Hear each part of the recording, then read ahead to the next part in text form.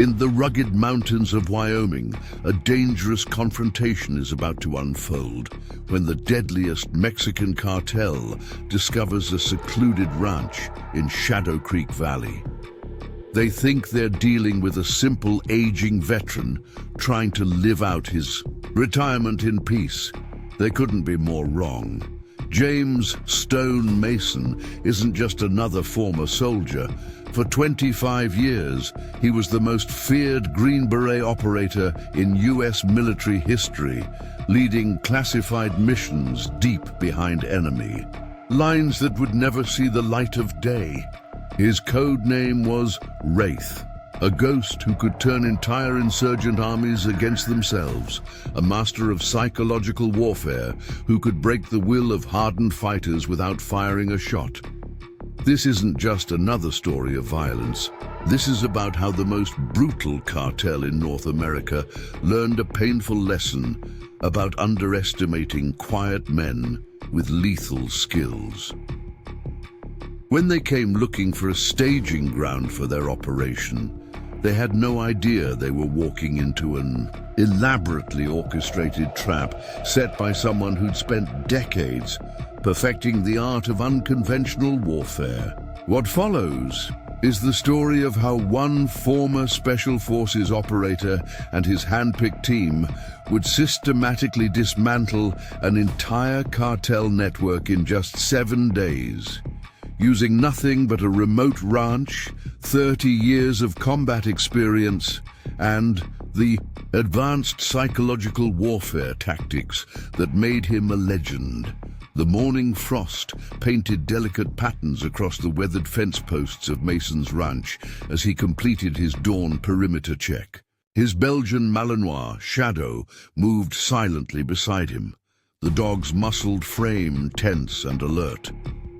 At 62, Mason still moved with the fluid efficiency that had kept him alive through countless missions. His weathered face masking razor-sharp awareness as his eyes constantly scanned the tree line. The first light of dawn was just beginning to spill over the Wyoming peaks, casting long shadows across his 100 acres. To any passing observer, he would appear to be just another rancher starting his day, checking fences, tending to livestock, living the quiet life he'd dreamed of during long nights in foreign combat zones. But old instincts died hard, and something in the air had Shadow on edge. Mason knelt to examine fresh tire tracks cutting through the mud near his eastern fence line. "What do you make of these, boy?" he murmured, studying the deep treads. Shadow's low growl confirmed his suspicions. These weren't from any local vehicles. The pattern and depth suggested heavy SUVs, exactly the kind favored by cartel enforcement teams. The crunch of gravel announced the arrival of his nearest neighbor, Michael Chen, former Army Ranger turned organic farmer. The old truck's engine had a distinctive knock that Mason had catalogued along with every other regular sound in his territory. Chen's face was grim as he killed the engine. "Stone, we've got trouble. Harrison Place is empty. Whole family cleared out last night. No warning, no word to anyone. But this morning I saw vehicles up there. Black Suburbans, men in suits who definitely aren't from around here." Mason straightened, brushing dirt from his worn jeans as his mind began processing the tactical implications. "Cartel?" he asked quietly, though it wasn't really a question. Chen nodded, his hands tight on the steering wheel. "Word in town is they've been moving up from Arizona, buying up properties along the mountain routes. Those who don't sell," he trailed off meaningfully, "find themselves dealing with unfortunate accidents," Mason finished. He'd seen the pattern before, in other places, other times. Create leverage, apply pressure, eliminate resistance. Classic. Insurgency tactics just applied to criminal enterprise instead of political upheaval. They hit the Richardson spread last week, Chen continued. Offered way above market value. Place had been in their family for 3 generations. But suddenly, they couldn't sell fast enough. People who stick around say the cartels are setting up distribution networks, using the isolated properties as waypoints. Mason's tactical mind was already mapping it out. His ranch sat at a crucial crossroads, overlooking the main valley access road while controlling 3 different mountain passes. Natural choke points, multiple escape routes, excellent visibility. No wonder they wanted it. Have they approached you yet? Mason asked, studying his friend's face. Not directly, Chen replied, but their representatives visited the farmers' market last weekend, asked a lot of questions about local property values, who might be interested in selling. They'll be making the rounds soon enough. Mason's jaw tightened as a black SUV cruised slowly past his main gate, moving with the deliberate pace of surveillance. Shadow tracked it silently, every muscle coiled for action. They're already here, he said quietly. That's the 3rd pass. This morning, reconnaissance marking the next target. Chen watched the vehicle disappear around the bend. Stone! These aren't ordinary criminals. They've got money, connections. The sheriff's out of his depth and state police response time up here is measured in hours. Nobody else is going to stand up to them. Mason patted the side of Chen's truck. Don't worry about me, Michael. I've dealt with worse. Just be careful. They're working their way through the valley systematically. Won't be long before they come knocking on your door too. After Chen drove away, Mason whistled Shadow to heel and headed for his barn. The structure looked ordinary, enough from the outside. Weathered red paint, rusted machinery, stacks of hay bales. But beneath the careful camouflage of rural life lay something else entirely. He pulled aside a false panel in the tack room, revealing a hidden staircase. Old paranoia, his friends had called it, when he'd insisted on building in these features. Mason called it experience.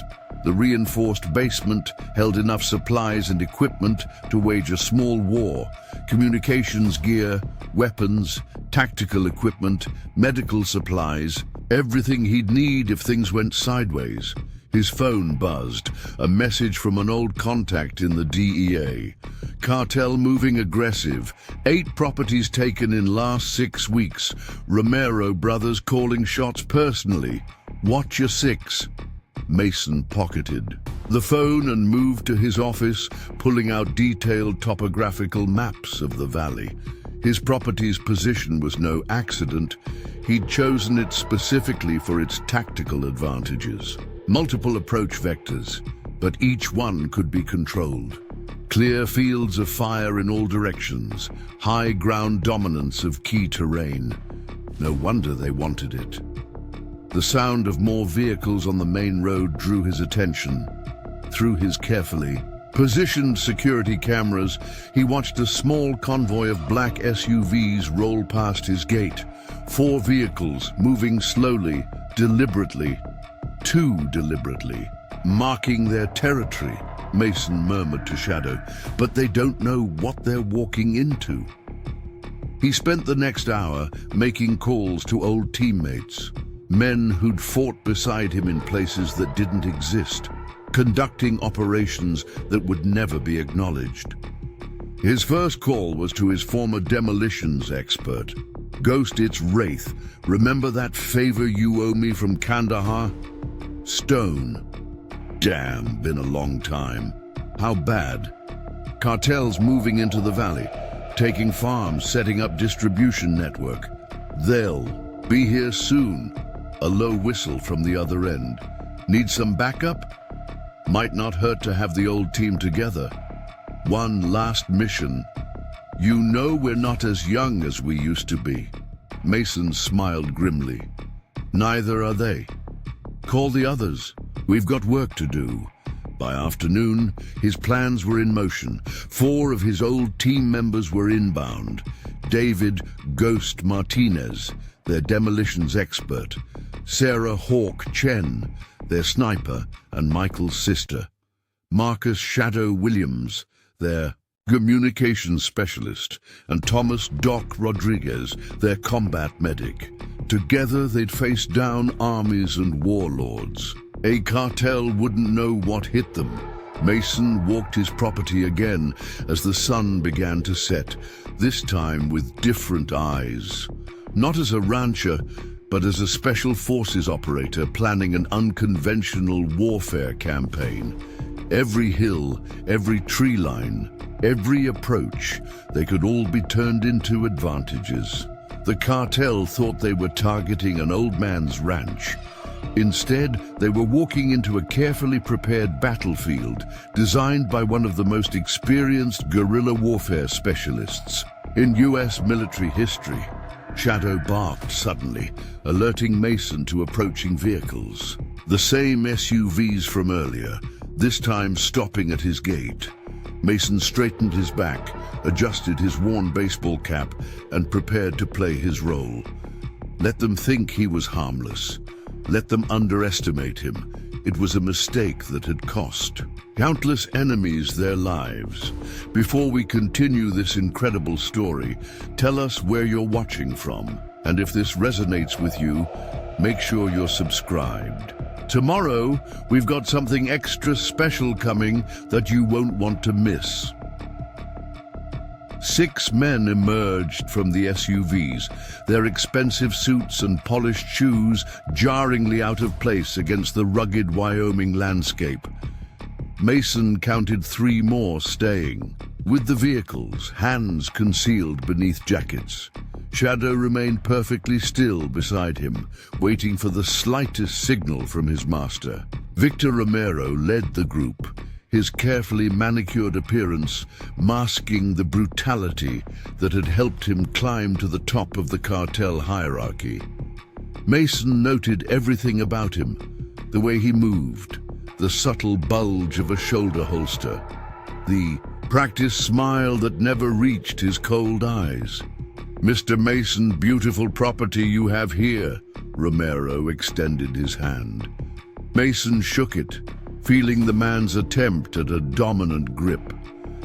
Amateur intimidation tactics that might work on civilians, but told Mason volumes about his opponent's mindset. "What can I do for you, gentlemen?" Mason kept his voice friendly, playing the role of a simple rancher while his mind catalogued every detail. 2 men drifting toward his barn, trying to be subtle about their movements. One by the gate with a radio, definitely military training, but sloppy. He'd grown overconfident. "We represent an investment consortium." Romero gestured expansively at the valley. "We've been acquiring properties in the area, expanding operations, you might say. Your land has certain features that interest us." Mason leaned against his fence post, the picture of relaxation. Inside, he was marking fields of fire, noting their tactical positions, identifying their weaknesses. 4 of them had military experience, the way they maintained spacing, their constant environmental scanning. The others were muscle, used to intimidating civilians. "Not interested in selling," Mason said simply. "Place suits me just fine." Romero's smile tightened slightly. "Perhaps I wasn't clear. We're prepared to offer significantly above market value. 5 million cash, more than generous for a ranch this size." Mason scratched Shadow behind the ears, buying time to observe the 2 men by his barn. They were checking sightlines, assessing defensive positions. Not real estate investors, but an advanced team mapping the property for future operations. "Money isn't everything," Mason replied. "Some things aren't for sale." The friendly facade cracked slightly as Romero stepped closer, lowering his voice. "Mr. Mason, let me be direct. This valley is changing. Progress, you might say. You can be part of that change and profit from it, or...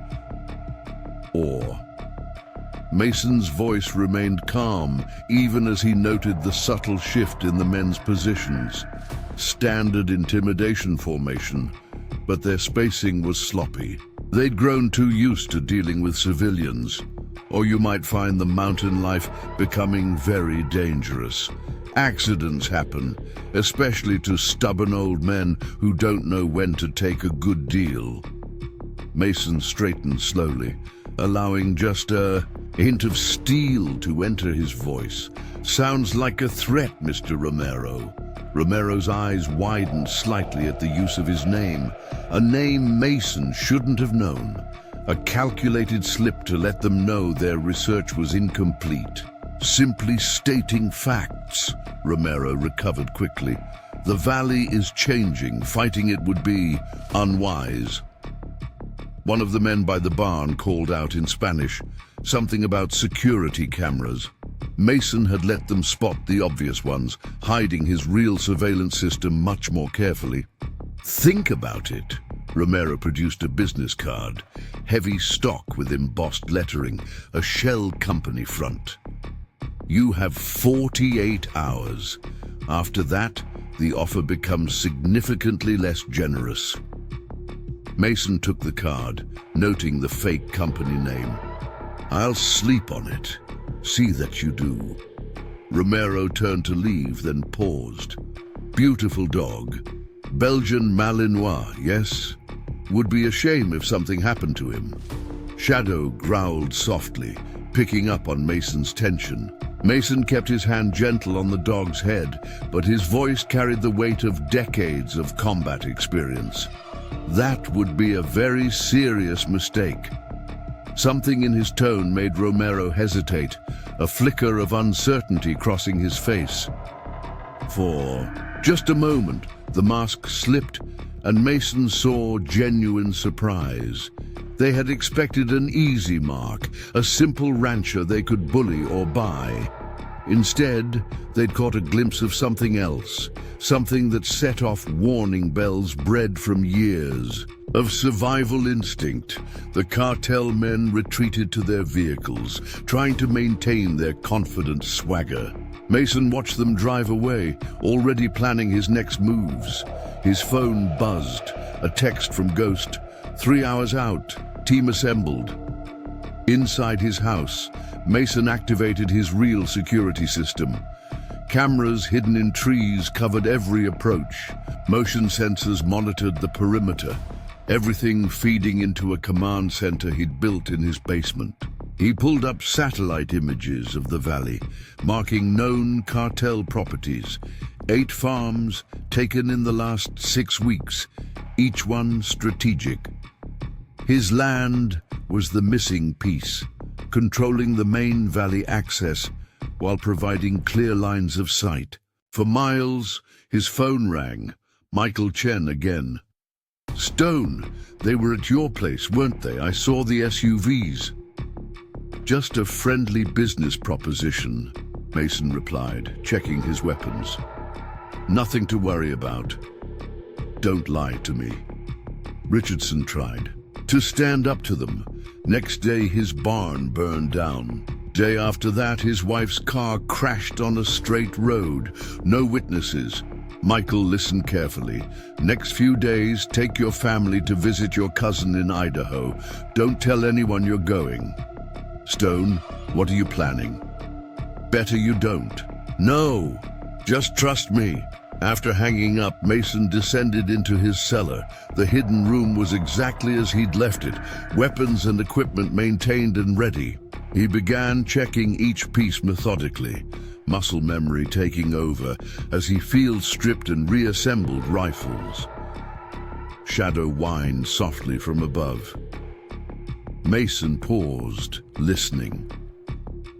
Another vehicle approaching, different engine sound. He checked the cameras. Local sheriff's department. Deputy Lisa Martinez, young and out of her depth but honest. Mason met her at the gate. Martinez looked nervous, shuffling her feet. "Mr. Mason, heard you had visitors today. Word travels fast. Listen, about the others. Richardson, the Harrisons. Yeah, we know what happened, but we can't prove anything. These people, they're connected. Evidence disappears. Witnesses change their stories." Mason nodded. "And you're here to advise me to take the deal?" Martinez looked ashamed. "They own half the valley already. Fighting them, it's suicide." "Appreciate the warning, Deputy, but I can handle myself." As Martinez drove away, Mason's phone chimed again. A message from Marcus. "Intercepted cartel comms. Full assault planned. They're not waiting 48 hours. Mason smiled grimly. "Perfect. Let them come in force. Let them think they had the advantage."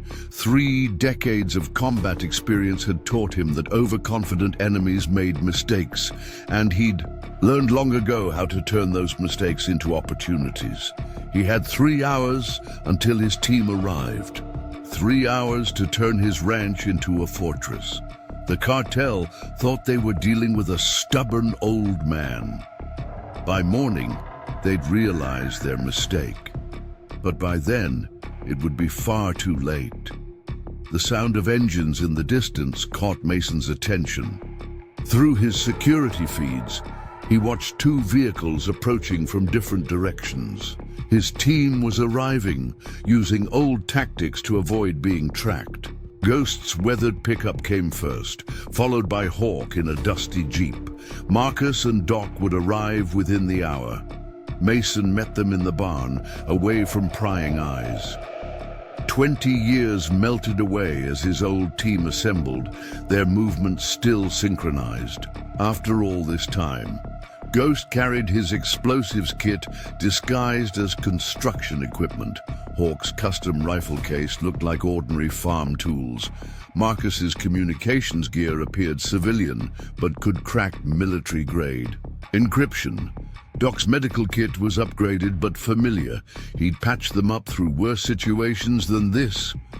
"Just like old times," Ghost grinned, already examining the barn structure.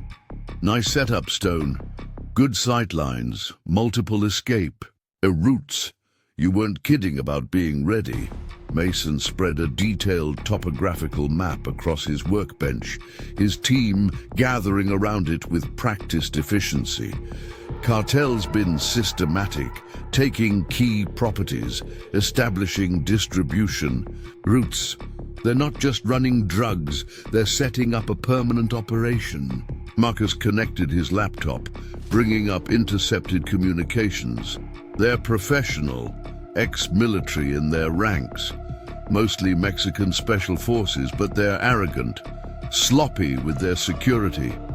Their communications encryption is a joke. Main. Force is 40 men. Mason pointed to marked locations. 2 separate groups. First team's the muscle. They handle intimidation, arson, accidents. Second team's their professionals. Actual combat experience, proper tactical training. Hawk examined the terrain through the barn door, her sniper's eye already marking positions. Kill zones are perfect. Natural bottleneck here. High ground advantage. We can funnel them right where we want them. They'll come in force, Mason warned. No more pretense of being businessmen. They've got heavy weapons, armor, probably air support. Ghost grinned, pulling out his demolition plans. Been a while since we had a proper fight. Thinking about those new compounds we used in Damascus. Less boom, more psychological impact. This isn't just about holding them off. Mason's voice turned serious. We end this permanently. Not just here. We shut down their entire operation in the valley. The team sobered, recognizing the tone. It was the voice that had led them through impossible missions, that had brought them all home alive when the odds said otherwise. "Why'd you really come?" Mason asked, looking at each team member. "You could have stayed retired, stayed safe." Doc spoke first, his medical bag open beside him. Remember that village in Guatemala? After the cartels enforcers went through? Some things you can't walk away from. Some fights need fighting. They took my brother's ranch in New Mexico, Ghost added, checking detonator wires. By the time anyone could do anything, it was too late. Not happening again. Not here. Hawk just shrugged, but her eyes were hard. You called. That's enough. Marcus looked up from his computer. They're moving faster than we thought. Intercepted orders. Main force mobilizing for tonight. No warning, no negotiation. They're coming to take the ranch and send a message. Perfect. Mason smiled grimly. Let's give them a message of their own. They spent the next hour fortifying key positions. Ghost rigged the main road with sophisticated pressure plates that could disable armored vehicles.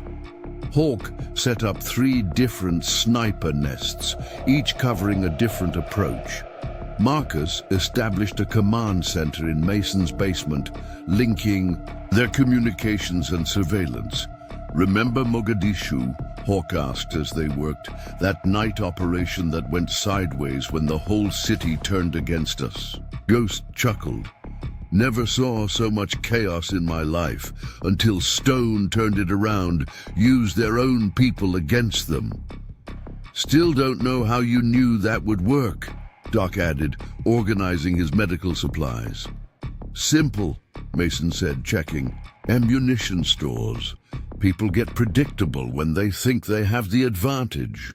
Cartels the same way. They're used to civilians, used to easy victories. They won't be ready for what's coming. Marcus's voice crackled over their earpieces. Movement at the Harrison place. They're assembling their force. Thermal imaging shows. At least 25 vehicles. They're not subtle anymore, Ghost observed, finishing his last explosive trap. Coming in like an army. Good, Mason replied.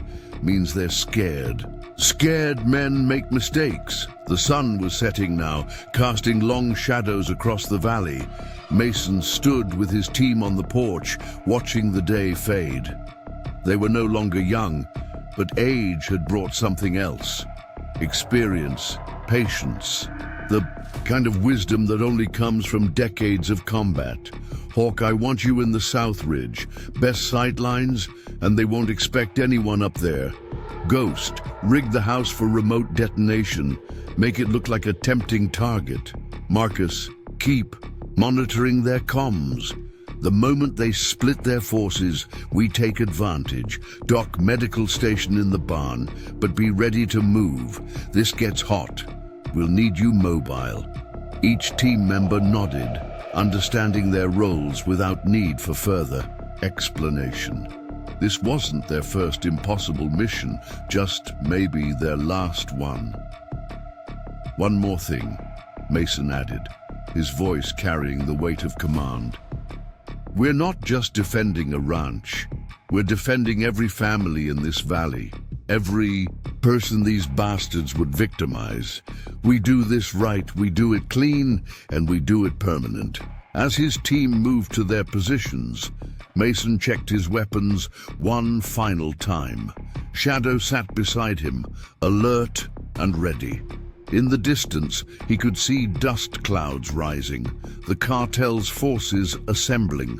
They thought they were preparing to raid an old man's ranch.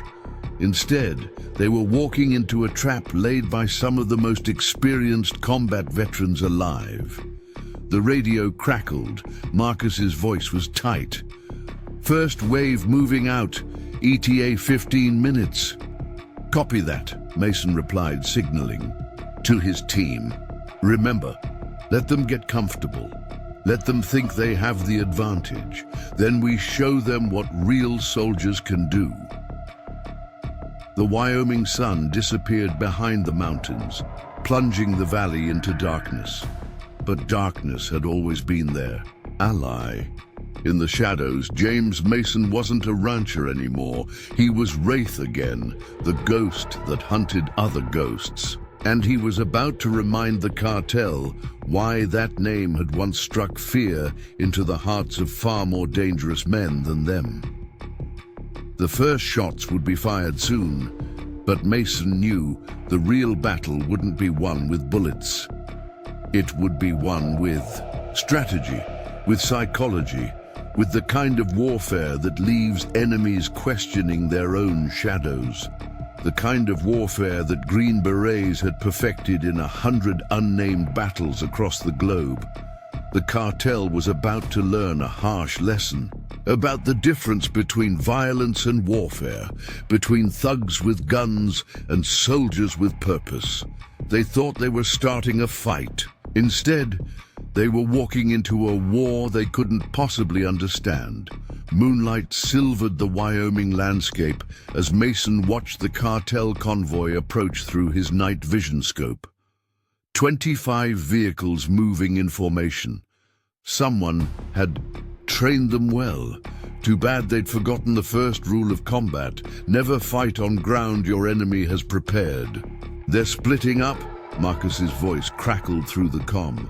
3 teams, main force coming up the central road, 2 flanking units trying to circle wide. Got eyes on the lead vehicle, Hawk reported coldly from her sniper's position. Officer, types in the back seat. Want me to take the shot? Negative, Mason replied. Let them get comfortable, spring the trap on my mark. The convoy's headlights cut through the darkness, illuminating the road to Mason's ranch. They moved with confidence. No attempt at stealth, why bother? They thought they were hunting an old man. Contact in 2 minutes, Ghost reported. Charges are set. These boys are in for a surprise. Mason watched through his scope as the first vehicles reached his outer perimeter. The cartel soldiers emerged with military precision, weapons ready, moving in practiced formations. Victor Romero stepped out of an armored SUV, directing his men with hand signals. Spread out, Romero ordered in Spanish. I want this place surrounded. No one gets out alive. They're deploying heavy weapons, Marcus warned. 50 cals on the trucks, RPGs in the second wave. Mason's voice remained calm. Stick to the plan. Let them commit. The cartel forces advanced steadily, moving past the first line of Mason's defenses without noticing them. 50 meters, 40, 30. They were almost in position. Sir, no movement in the house, one of Romero's men called out. Thermals showing nothing. Romero grabbed his radio. Check the barn. He has to be here somewhere. 3 cartel soldiers approached. The barn, weapons ready. Mason watched them through his scope, counting down in his head. This was the moment that would set the tone. Now, Mason commanded. Ghost detonated his first series of charges. The ground erupted beneath the lead vehicles, sending them airborne in a shower of dirt and metal. Before the dust settled, Hawk opened fire from her hidden position. 2 cartel. Soldiers dropped before they realized they were under attack. What the hell? Romero shouted, diving for cover. Where's the fire coming from? The night exploded into chaos. Mason's team had prepared kill zones throughout the property, and now they put them to use. Every time the cartel forces tried to rally, they found themselves caught in interlocking fields of fire. 3 trying. To flank east, Hawk reported calmly, her rifle cracking in the darkness. Got them. Ghost responded with a series of explosions that drove the flanking team right into Marcus's line of fire. Mason moved like a ghost through the darkness, years of combat experience guiding every step. He caught 2 cartel soldiers by surprise, disarming one and using him as a shield against the other's fire. Both went down without a sound. Who are these guys? A cartel soldier screamed over their radio. This isn't right. They're too organized. They're professionals. Romero's voice cut through the chaos. Fall back to the vehicles. Reform defensive positions. Too late, Mason whispered, triggering another set of charges. The explosions cut off their retreat, trapping the cartel forces. In the kill zone, Hawk's rifle spoke again. Technical at your 3 o'clock, Stone. Gunner down, but drivers still up. Mason rolled behind a tractor as 50 caliber rounds tore through the air where he'd been standing. The Technical's driver was good, keeping the vehicle moving to avoid return fire, but he'd forgotten to watch his flanks. Ghost, Mason called. Time to use that toy you brought. A rocket streaked through the darkness, striking the Technicals. Engine block. The vehicle flipped, cartwheeling off the road in a ball of flame. Damn, I missed that, Ghost laughed. Just like Morocco. Stay focused, Mason ordered. They're regrouping. Romero had managed to rally his remaining men behind the wreckage of their vehicles. They had training. Mason gave them that. Even caught by surprise, they were adapting. Quickly. Zane, what's their strength? Mason asked, moving to a new position. 22, still combat effective. They're calling for reinforcements. Second wave is 40 minutes out. They won't last that long, Hawk stated flatly, her rifle ending another cartel soldier's attempt to flank their position. Mason watched Romero directing his men, noting their movements. They were trying to establish a base of fire, create space, for their reinforcements to arrive. Standard military doctrine.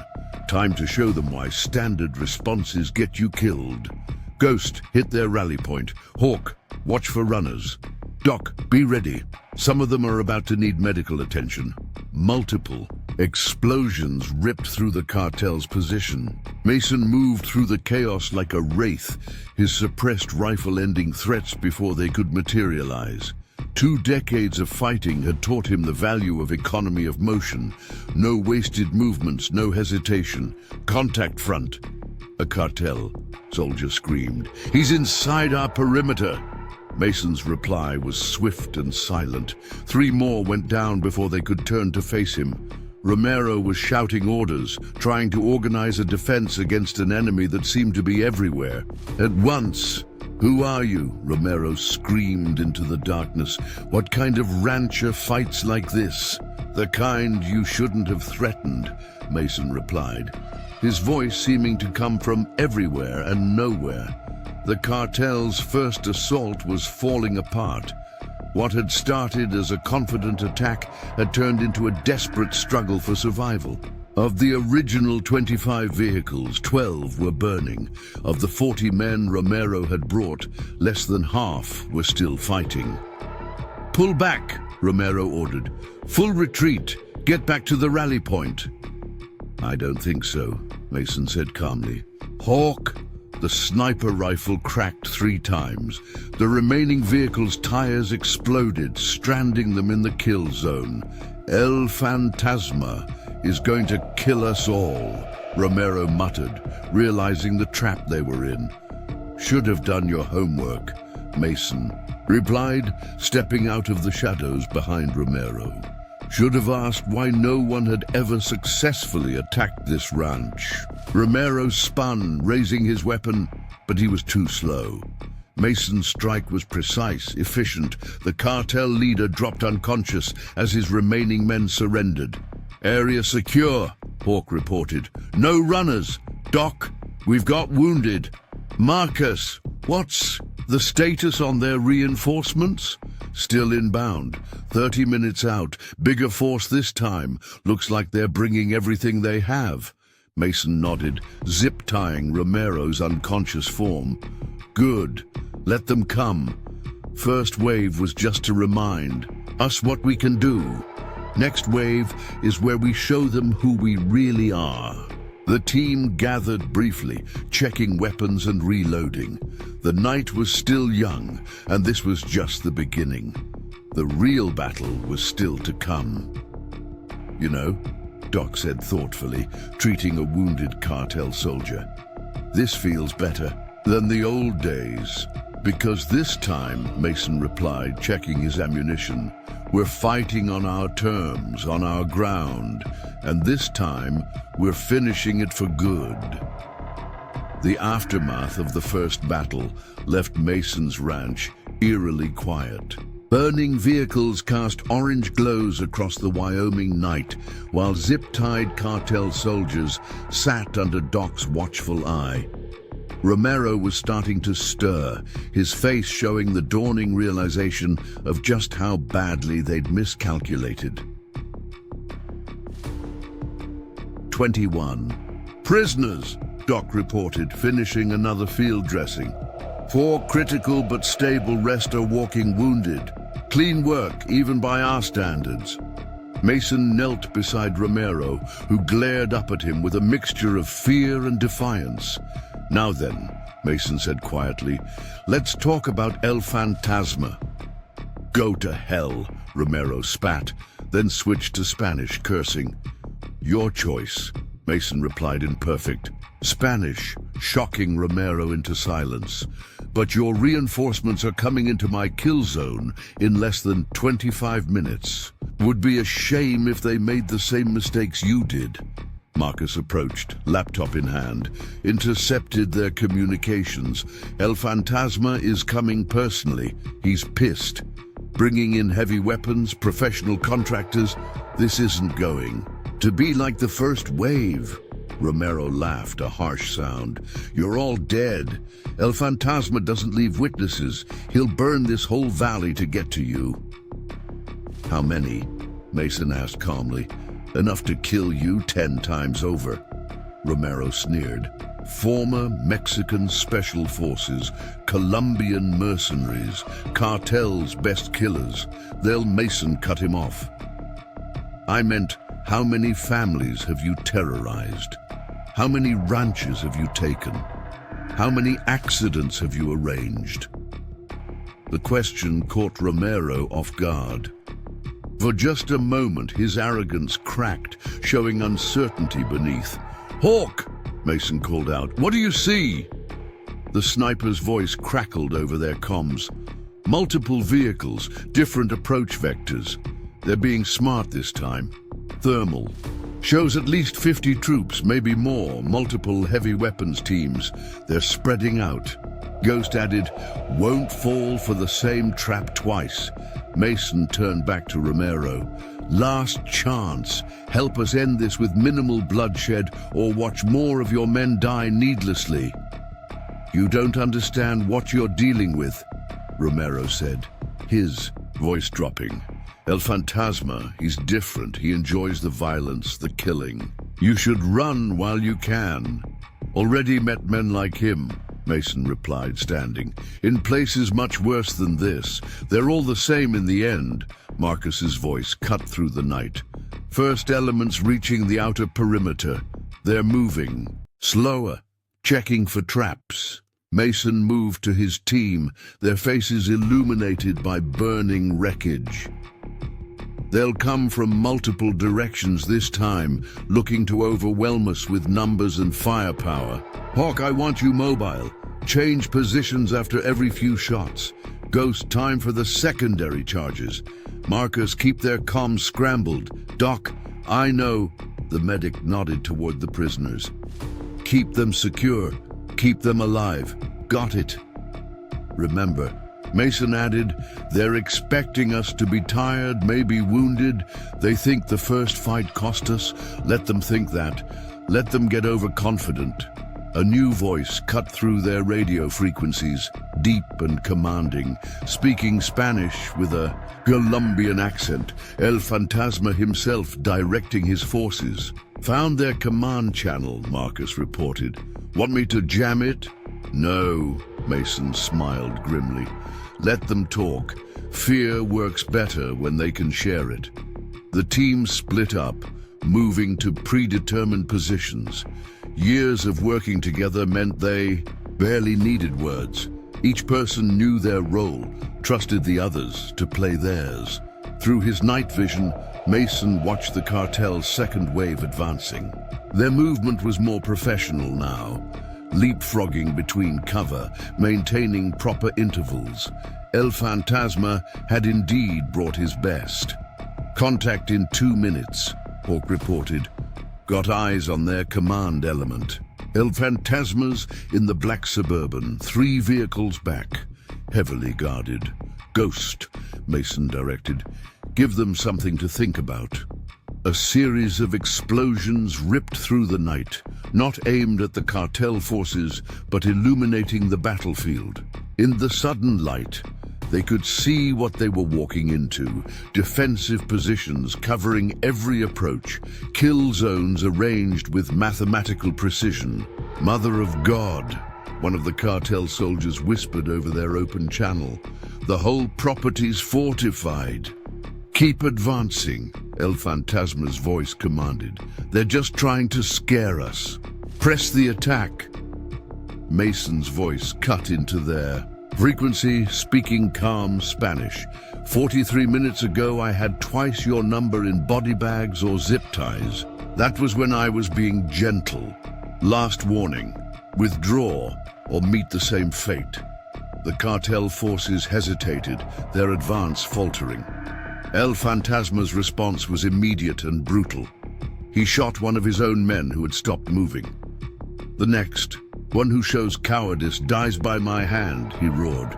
"Forward, kill them all." "Well," Mason sighed, switching back to his team's channel. "Can't say we didn't try."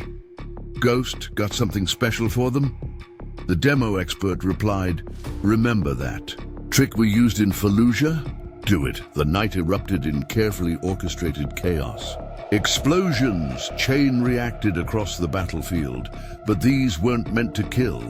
They were precise, tactical, cutting off escape routes, separating units from each other, creating confusion and panic.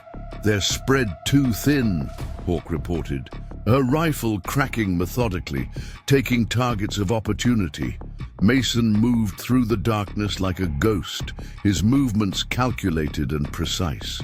2 cartel soldiers never saw him coming. One moment they were advancing, the next they were unconscious.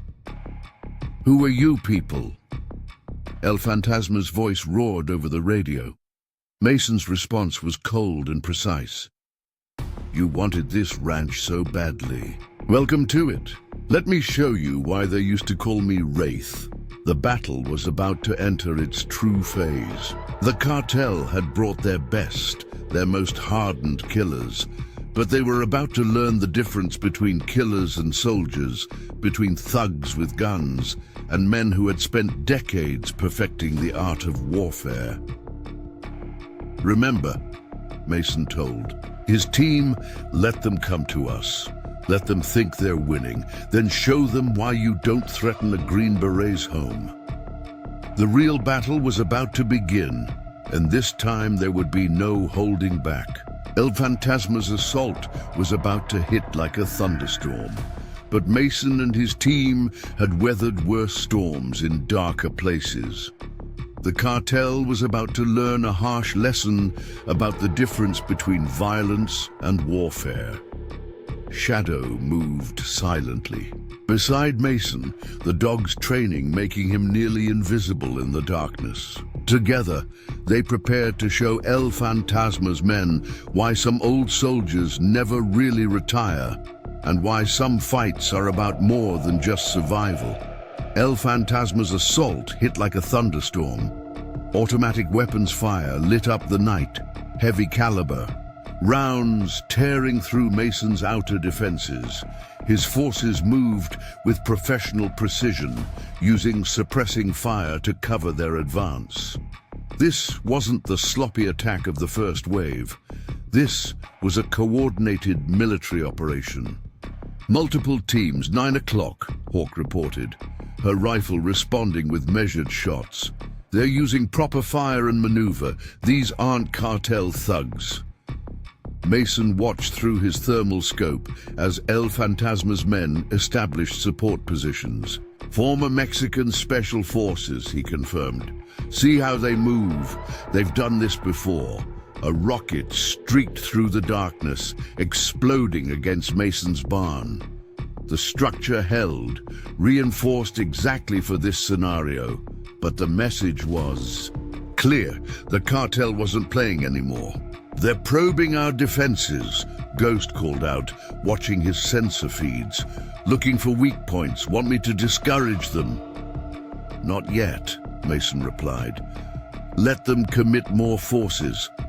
El Fantasma's voice boomed across the battlefield. "You cannot hide forever. We will burn everything you have." Mason's response was a precisely placed shot that shattered the cartel boss's spotlight. Darkness reclaimed the battlefield, darkness that Mason's team had prepared for, had trained in for decades. "Three-man team trying to flank east," Hawk reported. "I see them."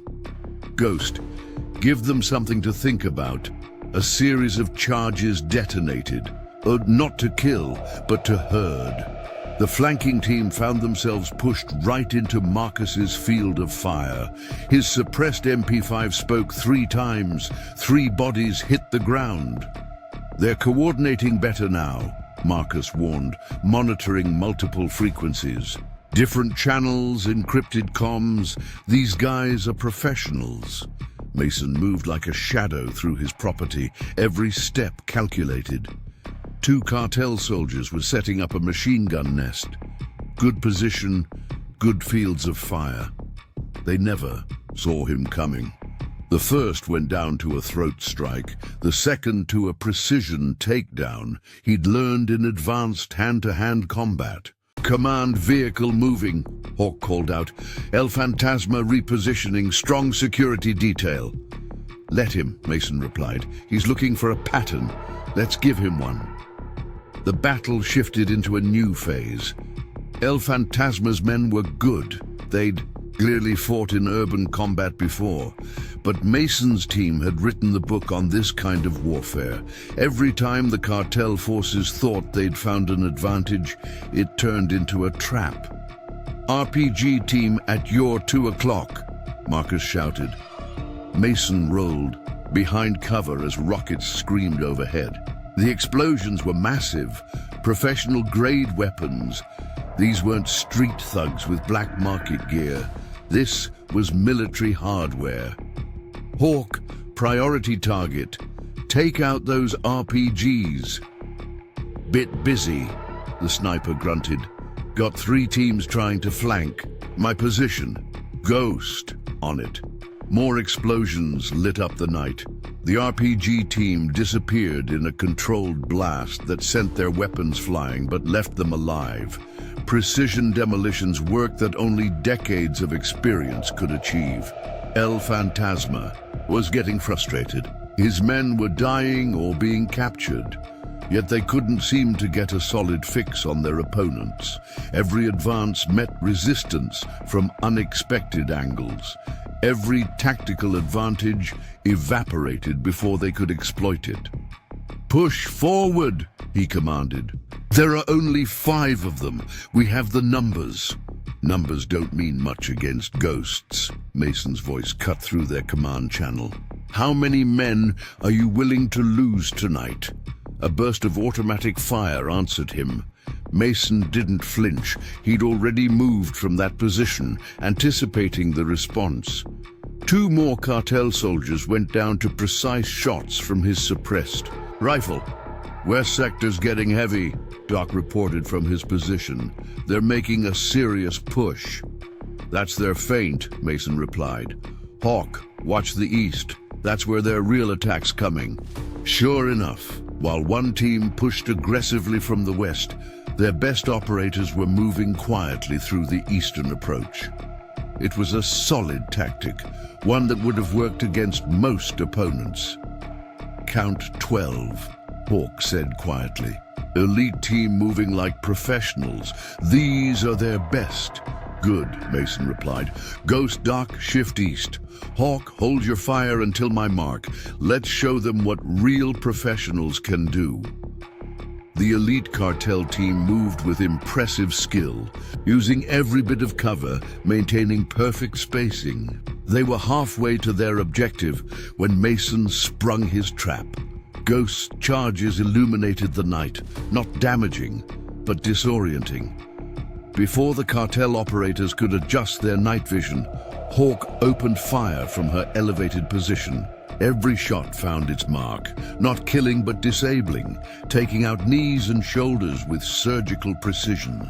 "Clear them up," Mason ordered, and Doc moved in with swift efficiency, securing the wounded operators. El Fantasma's voice was tight with barely controlled rage. "Who are you people?" "You really should have done your research," Mason replied, calmly.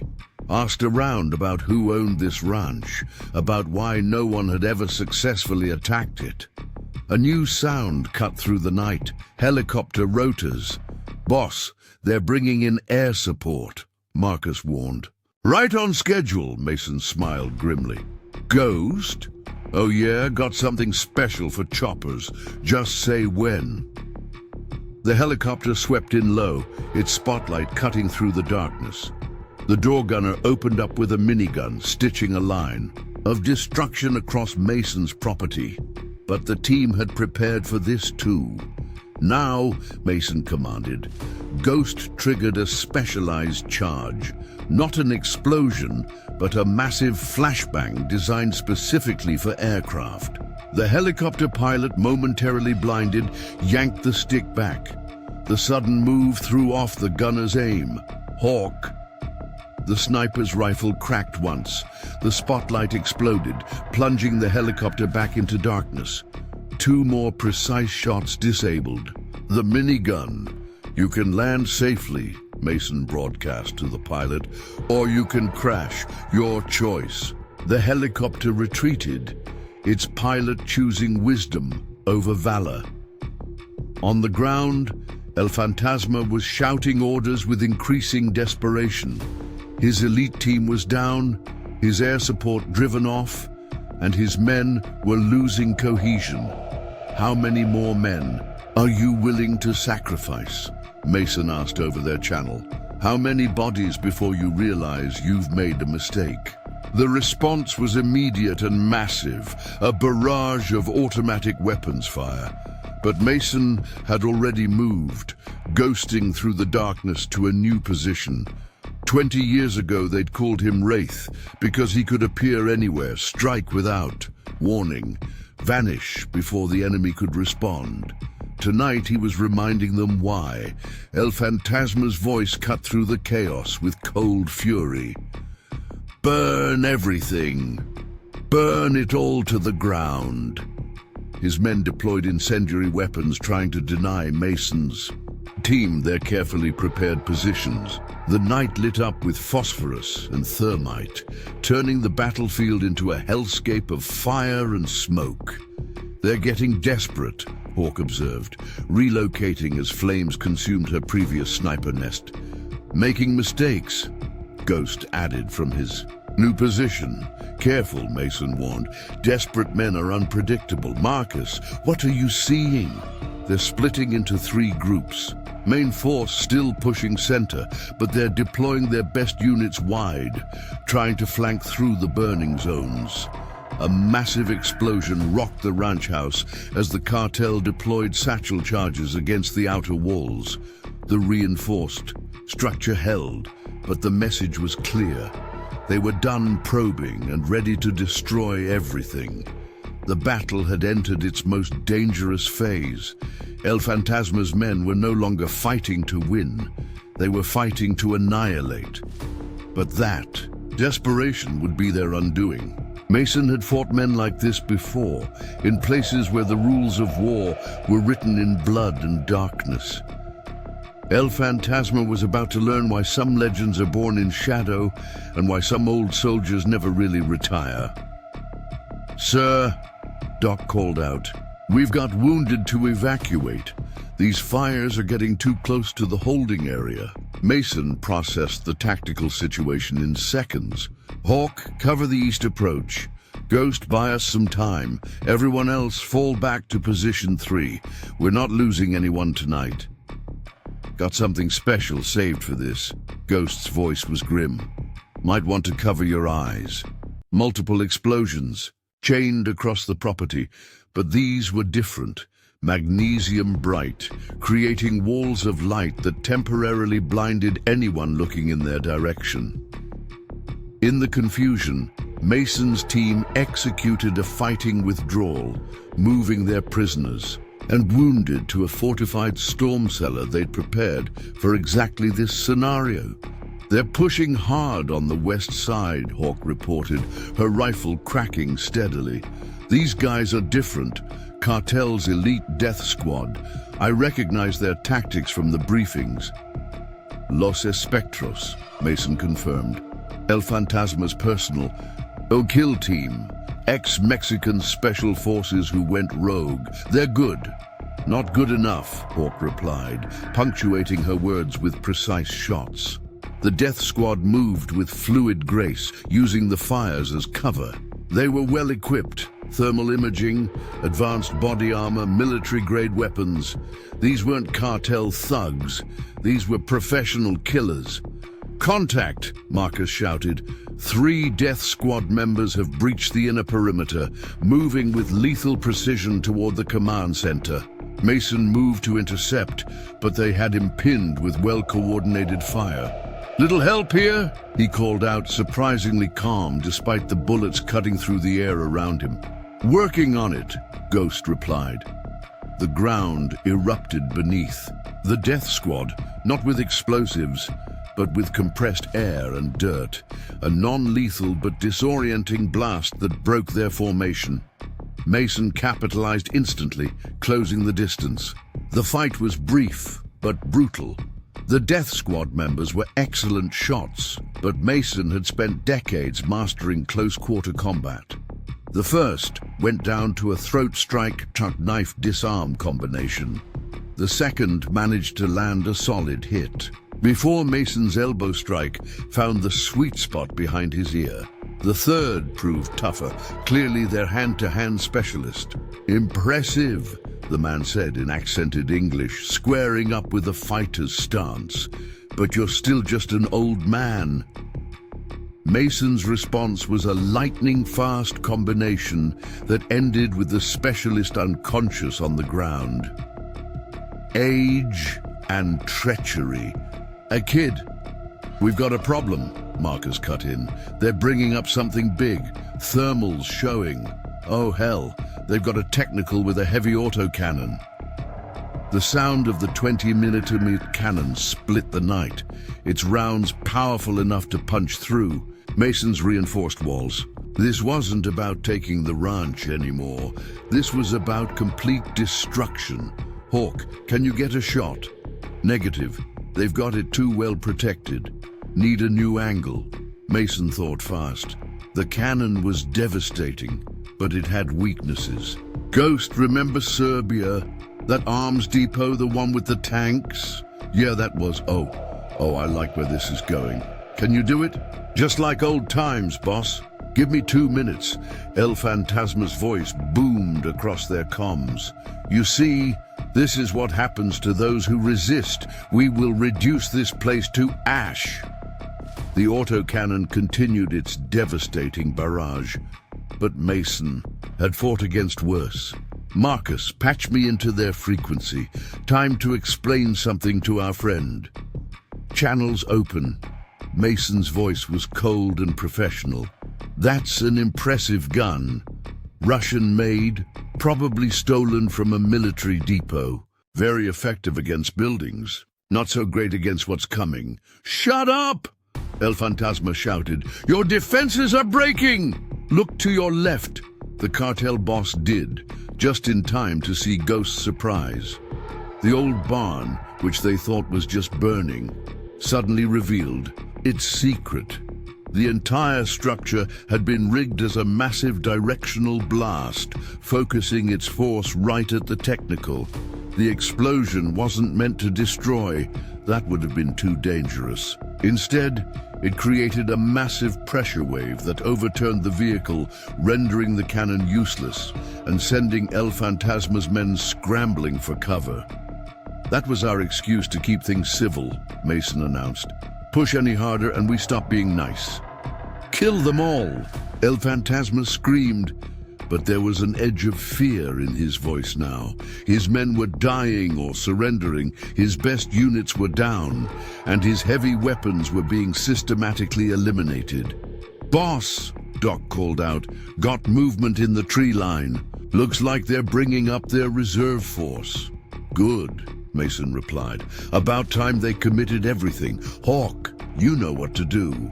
The sniper's rifle began its deadly work, not killing, but methodically disabling vehicles, weapons, and equipment. Each shot was calculated to reduce the cartel's options, to force them into predictable responses. "They're pulling back," Marcus reported. Regrouping around their command vehicle, Mason checked his ammunition, noting the fires still burning across his property. The ranch was damaged, but not destroyed. His team was tired, but not beaten. And El Fantasma had just made his biggest mistake, consolidating his forces into one location. "All units," Mason commanded, "prepare for final phase. Remember, we're not just defending anymore. Time to show them why you don't bring a cartel to a Green Beret fight." The night was about to get much worse for El Fantasma and his men. They thought they were winning by forcing Mason's team to fall back. Instead, they were walking right into the trap he'd been setting up since the beginning. Mason watched El Fantasma's forces consolidate around their command vehicle, exactly where he wanted them. The cartel boss thought he was being smart, concentrating his remaining strength. Instead, he just put all his assets in one kill zone. "All units execute Phoenix Protocol," Mason commanded. His team's acknowledgements came in quick succession. They drilled this scenario countless times in their active duty days. "Stand by for some fireworks," Ghost announced. "Those charges we didn't use earlier, they're about to earn their keep." "Target area mapped." Hawk's voice was cold and professional. "I've got clean shots on their command and control elements." "Remember," Mason reminded them, "we want survivors. They need to carry our message back." The counterattack began with surgical precision. Ghost's charges detonated in sequence, not to kill, but to isolate. Walls of fire and smoke cut off escape routes, channeling the cartel forces exactly where Mason wanted them. "What are they doing?" El Fantasma demanded, watching his carefully positioned men suddenly trapped in overlapping fields of fire. "Teaching you about real combat," Mason replied over their channel. "Pay attention. This is how professionals work." Hawk's rifle spoke first, taking out their communications array with 3 precise shots. Next went their vehicle engines, each disabled with methodical efficiency. The cartel forces were now deaf, blind, and immobile. "You think this changes anything?" El Fantasma shouted, but his voice carried an edge of panic. "I have more men, more resources." "Not anymore," Mason replied, as Marcus's electronic warfare suite kicked in, flooding their frequencies with static. "Right now, your reinforcements are being intercepted by state police. Amazing what happens when someone provides actionable intelligence about cartel movements." The cartel boss's response was predictable, ordering his men to attack in all directions. But Mason's team had trained for exactly this scenario. They moved like ghosts through the smoke and chaos, appearing and disappearing at will. "Contact front!" A cartel soldier screamed, firing at shadows. Mason was already gone, his precise strikes devastating as 3 more went down before they realized where he was. And by then, he'd moved again. "They're not human," another soldier cried out in Spanish. "They're everywhere. Keep fighting," El Fantasma commanded, but his authority was crumbling. His men were experienced soldiers, but they'd never faced anything like this. An enemy that seemed to materialize from nowhere, strike without warning, and vanish before they could respond. "Sir," Marcus's voice crackled over the comms. "They're breaking formation, east sector, starting to run." "Heard them," Mason ordered. "Hawk, discourage any heroes." The sniper rifle cracked methodically, rounds impacting at the feet of anyone trying to flee. The message was clear. "Stay put or get worse. You're trapped in here with us," Mason broadcast to the cartel forces. "But we're not trapped in here with you. We are the trap." Ghost's next series of charges demonstrated this perfectly.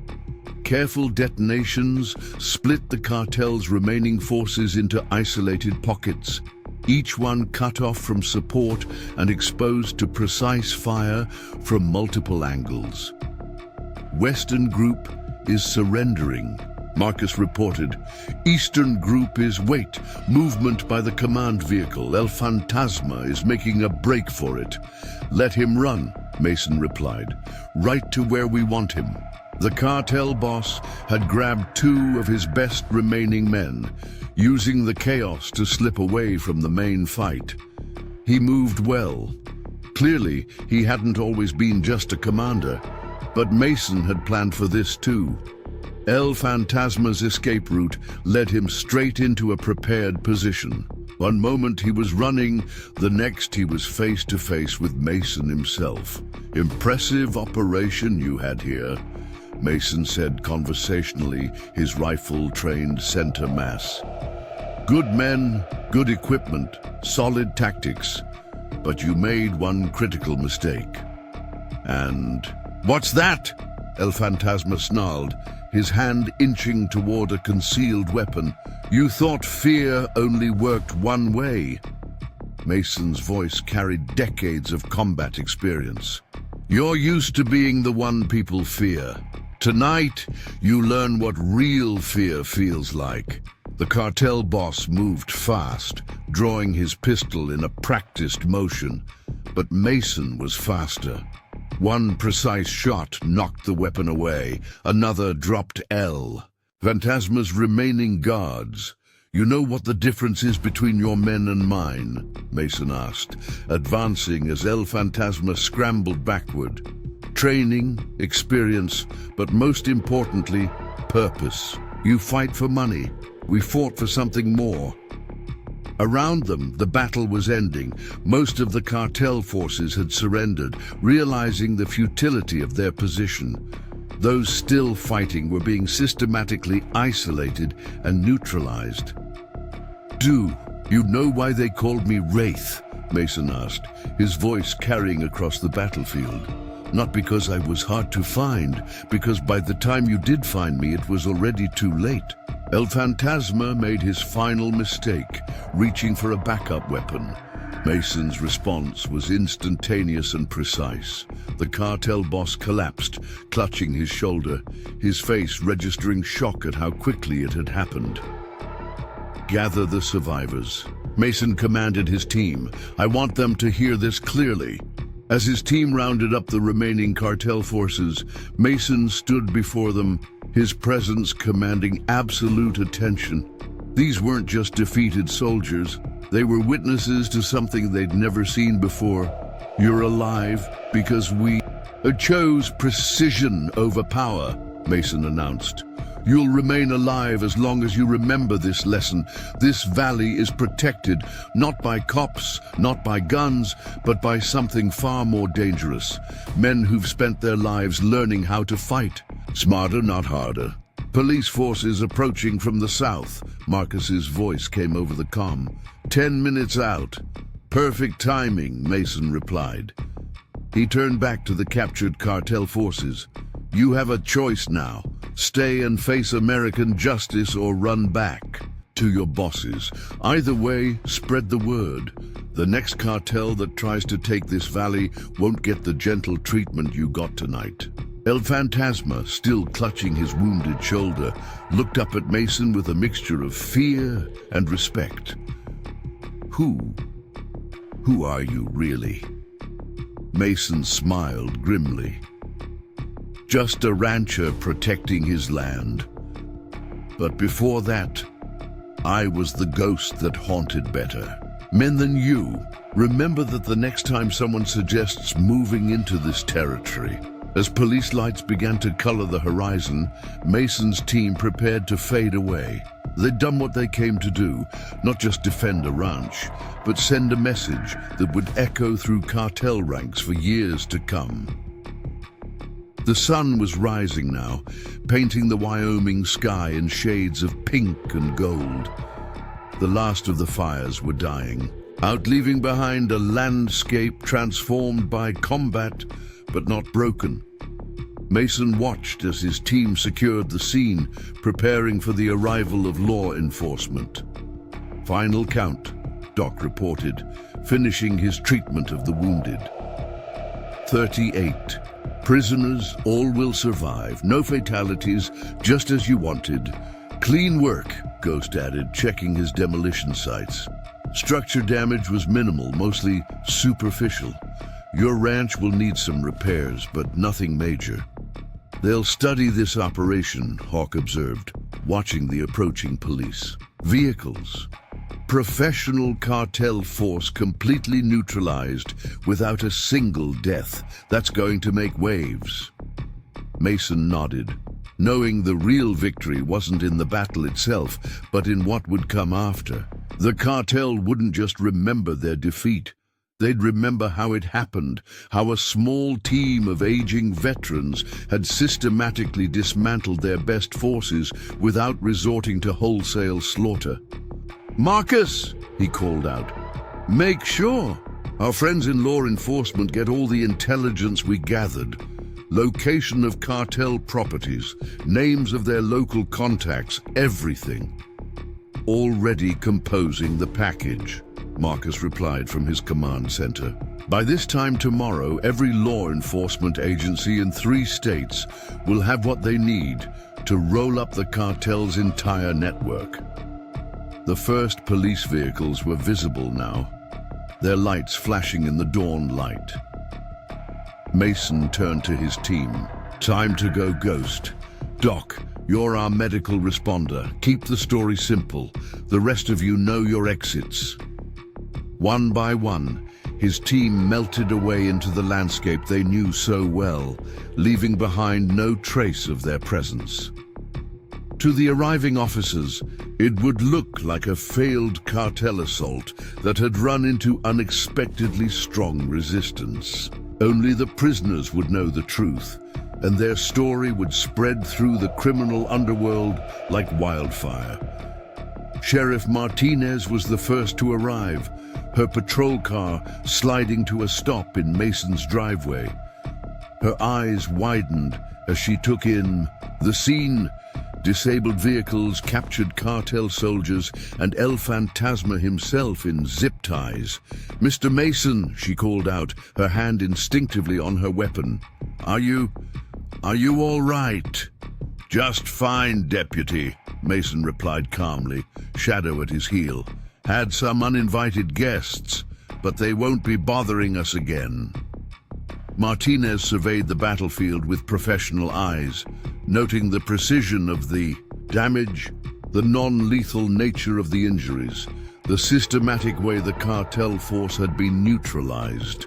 "This wasn't just self-defense," she said quietly. "This was something else." Mason met her gaze steadily. "Sometimes, Deputy, the best way to stop violence isn't with more violence.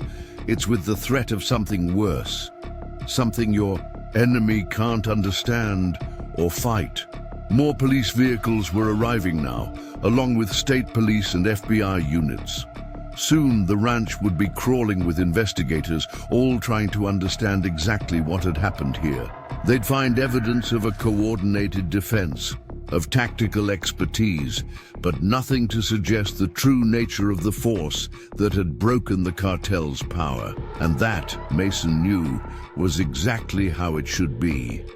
Some victories are best left in shadow, their true nature known only to those who need to fear them.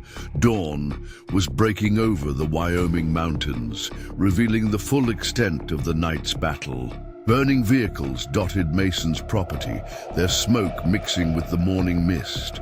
The 38 captured cartel members sat zip-tied in groups, watched over by Doc, while Ghost and Hawk secured the perimeter. The fight was over, but the real work was just beginning. State Police ETA 3 minutes, Marcus reported from his command post. FBI about 20 minutes behind them. They're very interested in our guests. Mason surveyed his ranch, calculating damages with a tactical eye. The barn was scorched but standing. Its reinforced structure had done its job. The house had taken heavy fire but remained structurally sound. His defensive positions, carefully built over years, had proven their worth.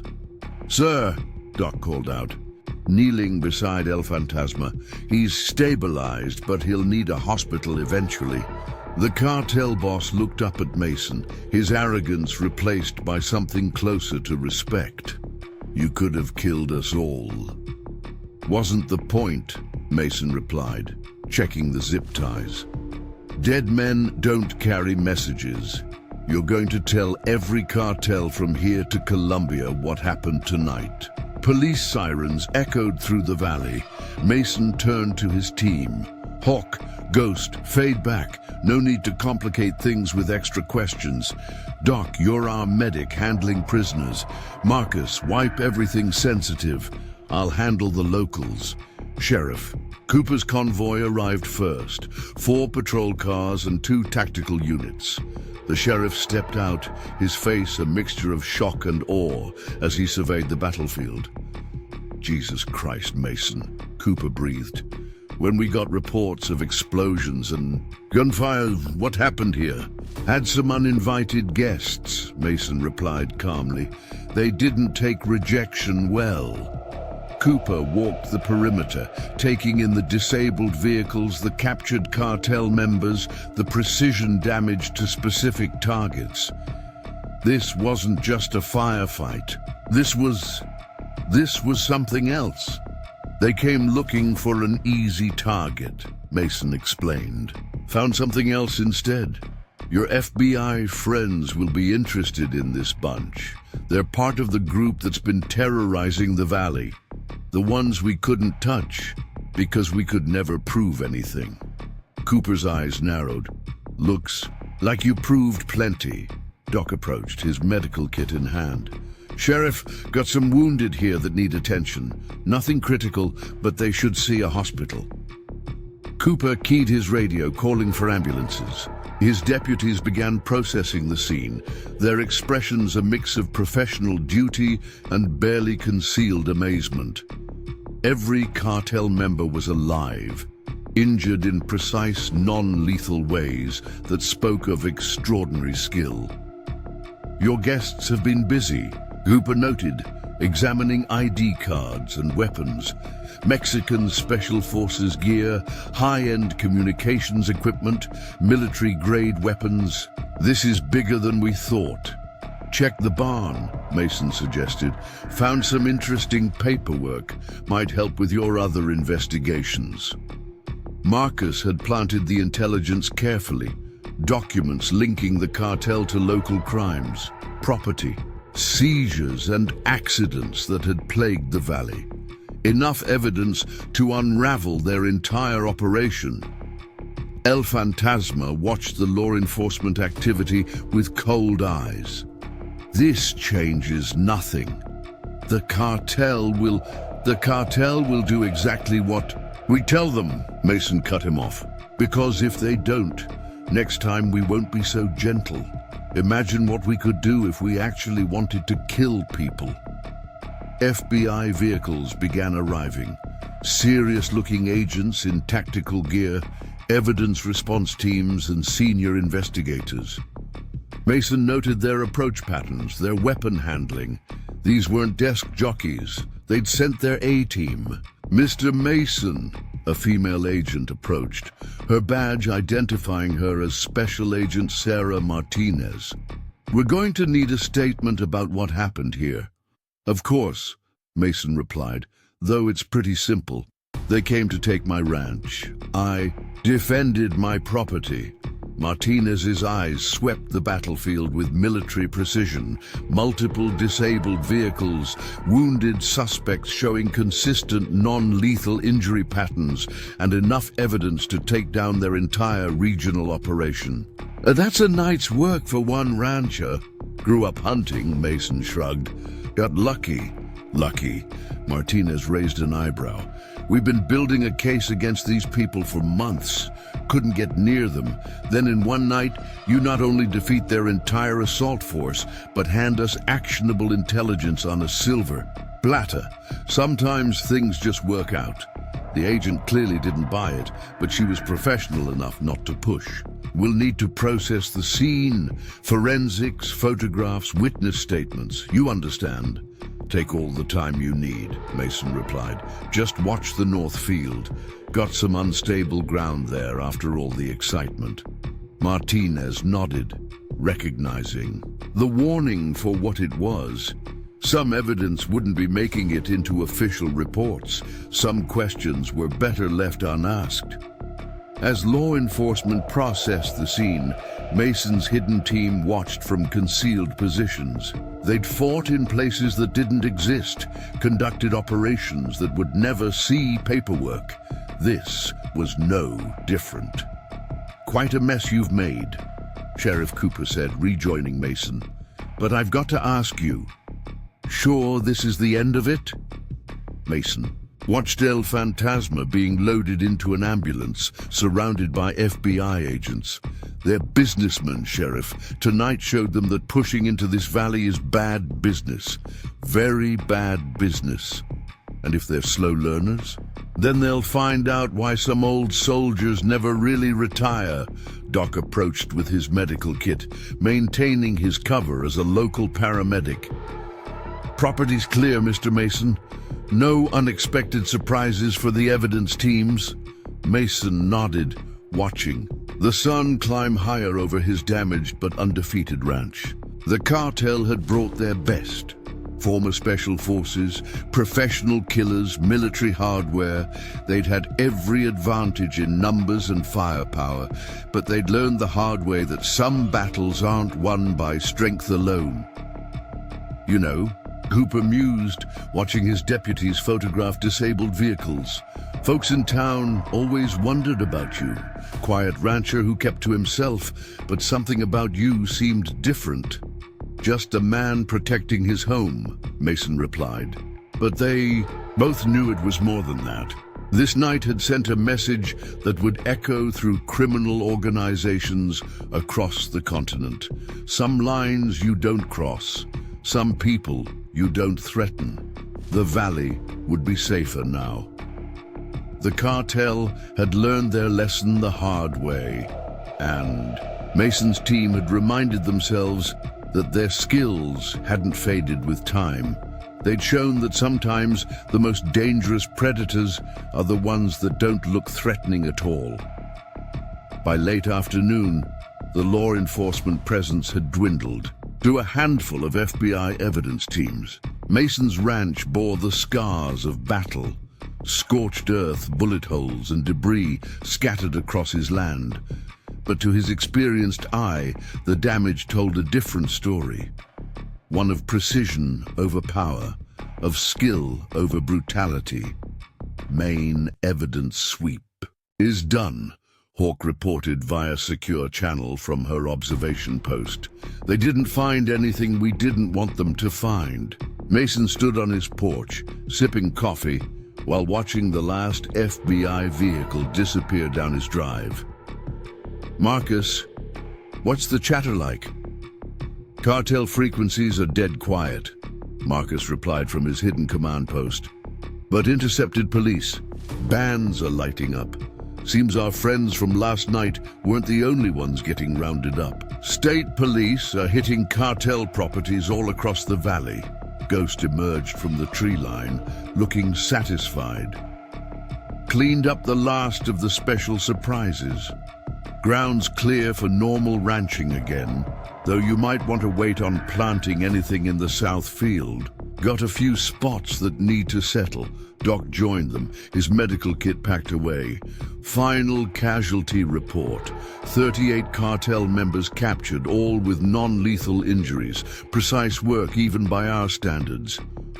They came expecting to fight. Ranchers, Mason observed. Found out what it means to face professionals instead. Michael Chen's truck appeared on the road, approaching cautiously. Mason nodded to his team. Time to maintain appearances. They faded back into their positions as Chen pulled up. "Mason!" he called out, jumping from his truck. "The whole town's talking about what happened. They're saying you fought off the entire cartel by yourself." Mason smiled slightly. "Stories get exaggerated. Just defended my property, that's all." "Don't give me that." Chen's eyes were sharp. "I heard the explosions, saw the gunfire. My brother's on the state police tactical team. He said this was military-grade resistance, professional work." "Sometimes ranchers know more than people expect," Mason replied carefully. "Coffee inside?" In the farmhouse, Chen took in the bullet holes in the walls, the precise pattern of damage. "The cartel's pulling out, you know. Not just here. They're abandoning properties all across the valley, running scared." "Good business decision on their part." "This wasn't just about your ranch, was it?" Chen asked. "This was about the whole valley." Mason considered his response. "Let's just say some people needed to learn that not all territories are worth taking." Hawk's voice crackled in Mason's concealed earpiece. Vehicle approaching. Black SUV, government plates. "Looks like our friends from Langley want a word." "Michael," Mason said gently, "might want to head home. Got some more official visitors coming, and fewer witnesses make for easier conversations." After Chen left, a CIA operative named Phillips arrived. He was smooth, professional, and very interested in last night's events. "Quite an operation," Phillips observed, declining coffee.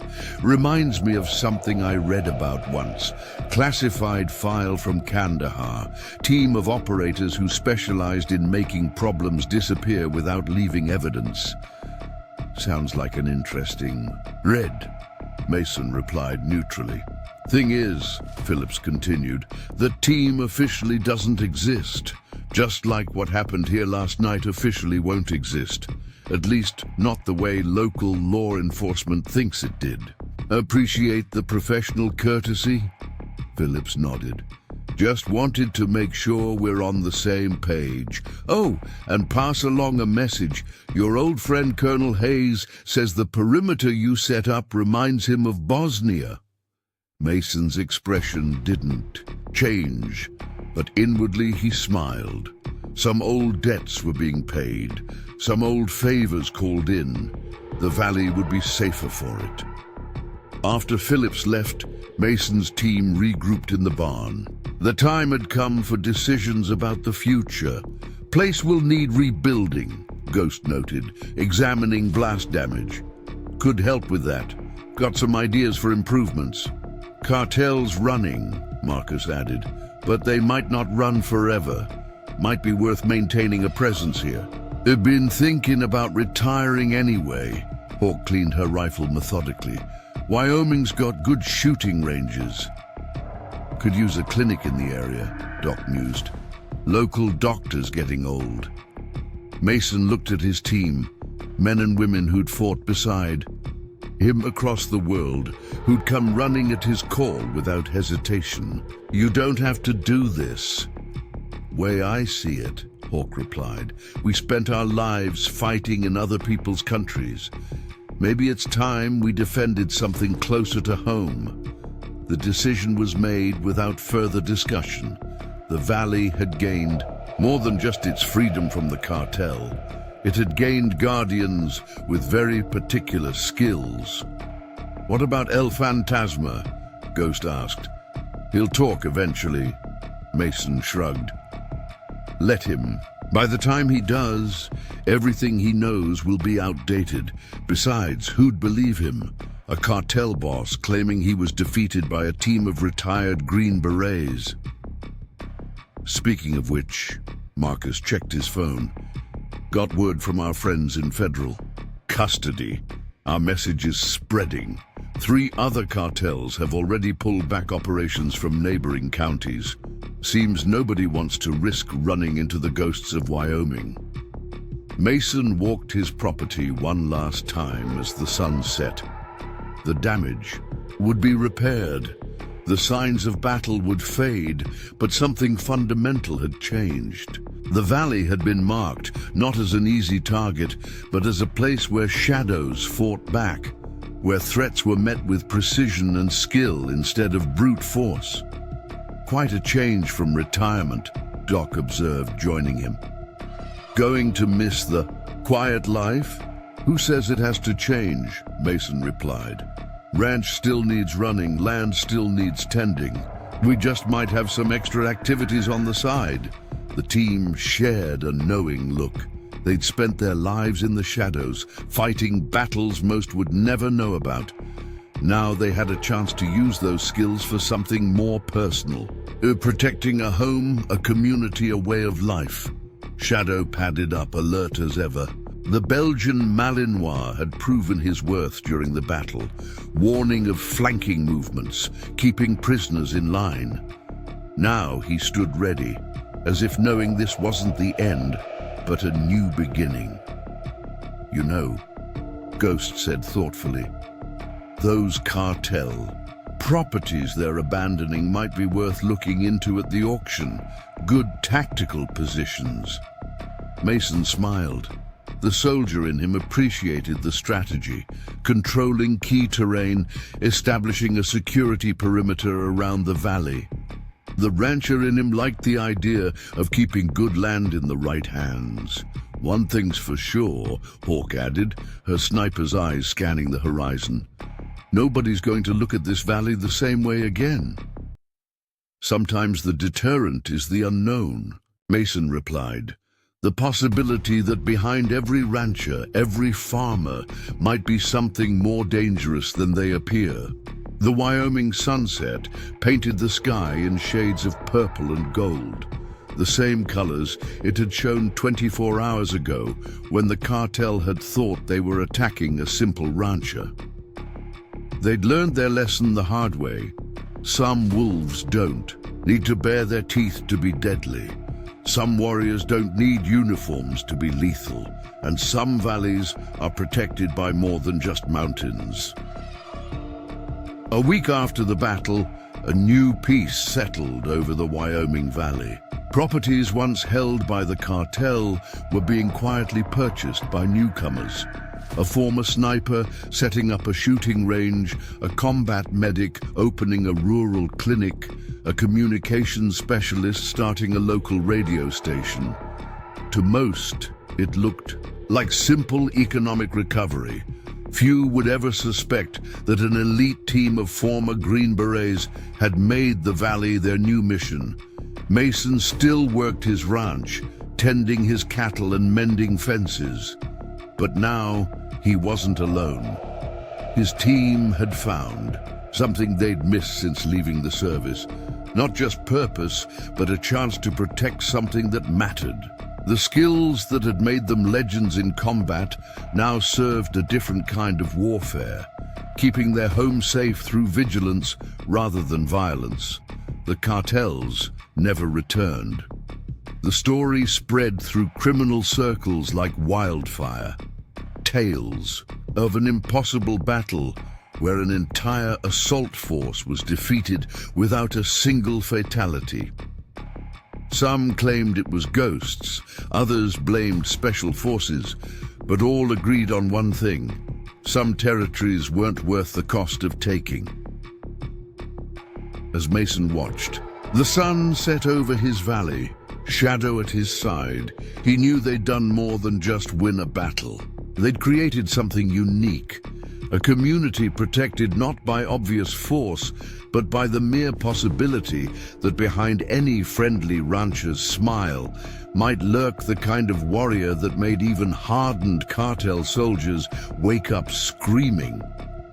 This is the kind of story that reminds us that true strength isn't always about how hard you can hit, but how smart you can fight.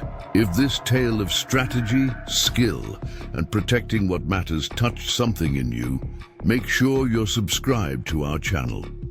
We've got more incredible stories coming that you won't want to miss. In our next video, we'll take you inside another extraordinary tale of courage and cunning that will leave you on the edge of your seat. Hit that subscribe button and turn on notifications so you don't miss out. Leave a comment telling us where you're watching from, and if you enjoyed this story of the Ghost Warriors of Wyoming, give it a thumbs up. Until next time, remember, the most dangerous predators are often the ones you never see coming.